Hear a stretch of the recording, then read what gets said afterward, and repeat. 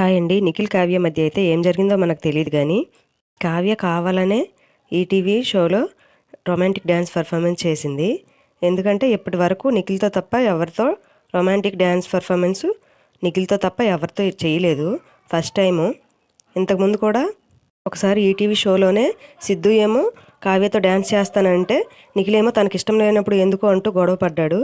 ఇప్పుడేమో కావ్య కావాలనే నిఖిల్ జెలసీగా ఫీల్ అవ్వాలనే ఈటీవీలో డ్యాన్స్ రొమాంటిక్గా చేసింది. ఫస్ట్ టైం చేసింది. నిఖిల్తో తప్ప ఇప్పటి వరకు ఎవరితో రొమాంటిక్గా డ్యాన్స్ చేయలేదు.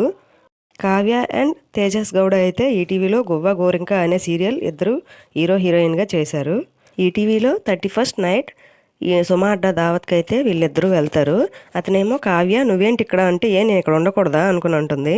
తనేమో దానికి ఎల్లోరా శిల్పాలు ఇక్కడ ఉండకూడదు అనుకుని అంటారు. దానికేమో ప్రజెంట్ ఉన్న సిచ్యువేషన్లో అయితే కావ్యకు ఉన్న క్రేజ్ని ఈటీవీ వాళ్ళు కూడా క్యాచ్ చేసుకొని కావాలనే తేజస్ గౌడ చేత అక్కడ పర్ఫామ్ చేయించారు.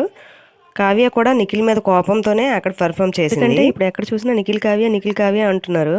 ఆ ఈటీవీ వాళ్ళు కూడా దీన్ని క్యాచ్ చేసుకుంటూ మనం వీళ్ళిద్దరిని విడగొట్టి వీళ్ళిద్దరి చేత పర్ఫార్మెన్స్ చేస్తే ఎలా ఉంటుందని చెప్పి ఇక్కడ రొమాంటిక్గా డ్యాన్స్ పర్ఫార్మెన్స్ వీళ్ళిద్దరితో ప్లాన్ చేశారు. అలాగే ఈ మధ్య అయితే శ్రీముఖి షోలో వీళ్ళిద్దరిని కలిపి చూసాం మనం.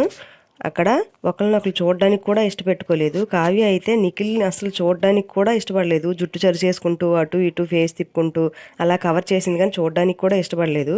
నిఖిల్ కూడా కావాలనే తనని అవమానించడానికి చేసినట్టు వాళ్ళ అమ్మని స్టేజ్ మీదకి పిలిపించి వాళ్ళ అమ్మకి అక్కడ ట్రోఫీ ఇచ్చి వాళ్ళ అమ్మ వచ్చిన తర్వాత కావ్య వెళ్ళిపోయింది కూడా.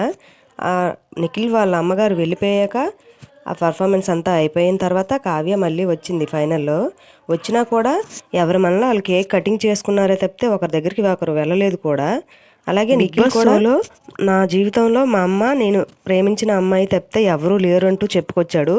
తను కొట్టినా తిట్టినా పడ్డానికి నేను సిద్ధంగా ఉన్నాను. నేను తప్పు చేశాను, అందువల్ల నేను వేడుకుంటాను తన్ని అని చెప్పాడు.